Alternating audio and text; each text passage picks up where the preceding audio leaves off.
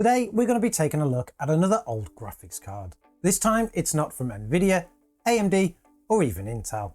It's from ATi, if you can remember those guys.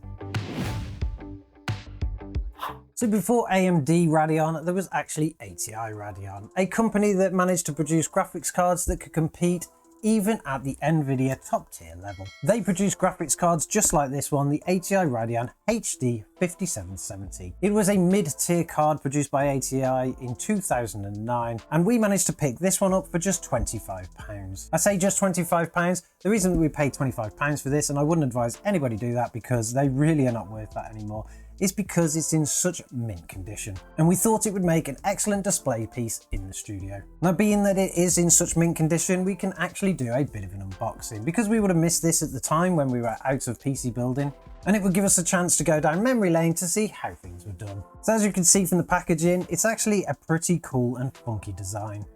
This was back in a time where they didn't have to actually put a picture of the graphics card on the front of the box to get you to buy it. They actually had to put a lot of effort into the design, and this really made you want to buy it. Opening up the box, you can see that it actually slides out as a big cardboard piece, and you get this extra thick boxing inside to protect everything.